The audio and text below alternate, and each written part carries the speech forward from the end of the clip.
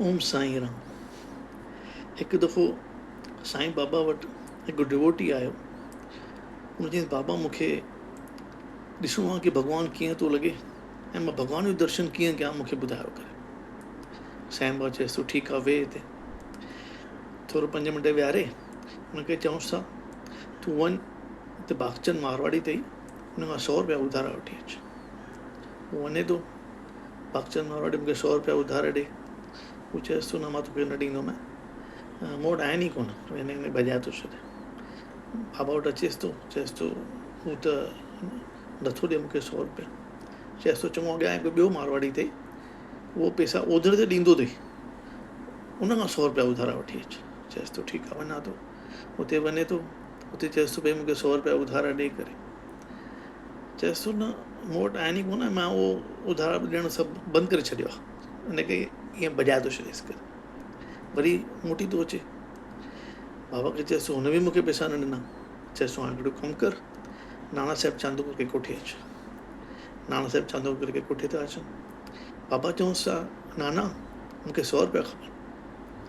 चएसि थो, बाबा 2 मिंट करे हुन में चिठीअ में लिखी करे हुते 100 रुपया भई ॾेसि, ईअं लिखी करे हिन माण्हू खे चएसि थो, तूं वञी करे हुन भागचंद मारवाड़ी खे ॾिस, हू तोखे 100 रुपया ॾींदो करे। ईअं हुन वटि वञे थो, चिठी नाना साहिब चांदोकर जी पढ़ी, इमीडिएटली 100 रुपया हिनखे ॾेसि थो। चएसि थो, हीअ तूं खणी वञ करे। खणी करे बाबा वटि अचे थो। बाबा खे चए थो, हुन त हीअ 100 रुपया मूंखे ॾिना। त बाबा चएसि थो की हिन लीला मां कुझु सम्झ में आयो? चई, मूंखे त कुझु सम्झ में न आयो। चएसि, पोइ तूं वरी कॾहिं सम्झंदे? वीचारो उहो डिवोटी दुखी थी करे उतां हली थो वञे। थोरो अॻियां वञे थो, हुनखे रस्ते ते दासगणू महाराज थो गॾिजे। दासगणू महाराज खे ॿुधाए थो, पंहिंजे बाबा खे मां इहो पुछो, पर बाबा मूंखे जवाबु ई न ॾिनो हिन ॻाल्हि जो। त दासगणू महाराज हुन खां सॼी लीला ॿुधेसि थो, ॿुधी करे खिलेसि थो। चएसि, तोखे सम्झ में न आयो? चएसि, न मूंखे सम्झ में न आयो। चए थो, ॾिस, तूं जॾहिं पहिरीं मारवाड़ी वटि पैसा वठण में तॾहिं तूं वएं, ऐं उनखां पोइ तूं ॿिए दफ़े नाना साहिब चांदोकर जी चिठी खणी वएं। त नाना साहिब चांदोकर उन शइ जे लाइक़ु हो त हुनखे 100 रुपया मिलिया।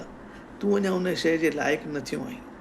त बाबा तोखे सम्झायो कि भॻवान जो दर्शन करण लाइ पहिरीं लाइक़ु थियणु ज़रूरी आहे, पोइ बाबा तोखे दर्शन ॾींदा, साईं तोखे दर्शन ॾींदा।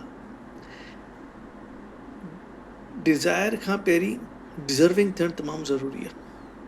चओ, ओम साईं राम। श्री सच्चिदानंद सतगुरु साईंनाथ महाराज की जय।